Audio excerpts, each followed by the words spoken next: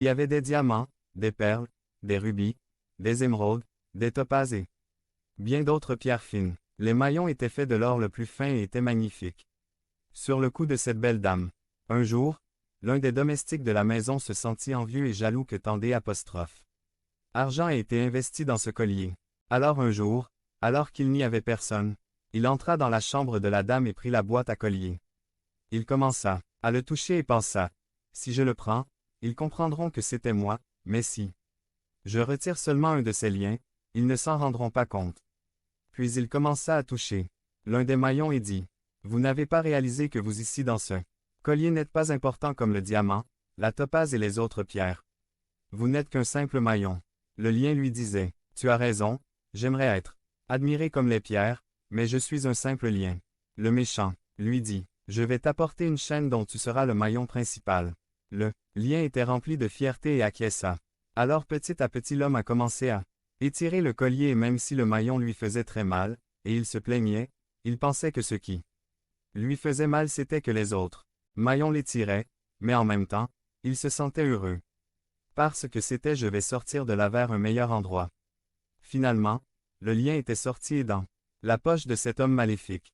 Les autres maillons et pierres ne ressentaient plus la même chose. Ils ne voulaient plus briller comme avant car il leur manquait un maillon. Lorsque la maîtresse de maison est allée porter le collier, elle s'est rendue compte qu'il était détaché et l'a donné à son mari pour qu'il le répare. Elle était très inquiète et cherchait le lien partout, sans le trouver, alors elle a commencé à poser des questions à tout le monde. Dans la maison sans réponse, le méchant, se sentant coupable, prit le lien et le jeta dans le jardin de cette belle demeure. Lorsque le lien fut tiré, il se mit à crier, « Au secours, sors-moi d'ici, tu ne sais pas qui je suis. » Mais personne ne l'a entendu.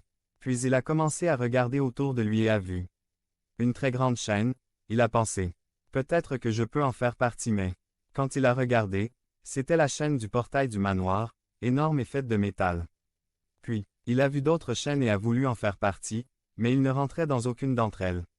Il décide donc de retourner au jardin. Un jour, alors que la dame se promenait dans le jardin, elle aperçut parmi les roses quelque chose de brillant, plein de terre et qui avait l'air un peu abîmé, mais qui brillait quand même.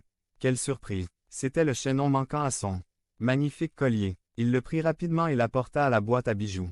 Le bijoutier l'a pris, l'a nettoyé, l'a soumis à un processus et l'a de nouveau ajouté à ce magnifique collier. Maintenant, toutes les pièces en place, le collier brillait comme jamais auparavant. En utilisant comme référence la citation que nous avons lue au début, nous allons comprendre cette histoire. Ecclésiaste 10, 4. Si l'esprit du prince s'élève contre vous, ne quittez pas votre place, car la douceur fera cesser les grandes offenses. Référence, Jean 12, 31. C'est maintenant que se déroule le jugement de ce monde. Maintenant le prince de ce monde sera chassé. 2. Jean 14, 30. Je ne parlerai plus beaucoup avec vous, car le prince de ce monde vient, et il n'a rien en moi. C'est liens, c'est nous, les enfants de Dieu. L'homme méchant est le prince de ce monde, Satan. Souvent, nous commençons à nous sentir mal à l'aise avec les choses qui se passent dans l'Église.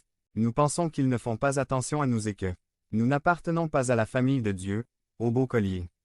Alors l'ennemi commence à nous chuchoter à l'oreille, à nous miner dans les coins et parvient à nous éloigner de la belle chaîne qu'est l'Église du Seigneur. Nous avons commencé à chercher à faire partie d'autres groupes, mais nous n'avons pas réussi à nous trouver, car ce n'est pas votre place. Jusqu'à ce que le Seigneur dans sa miséricorde nous trouve, nous nettoie, nous polisse et nous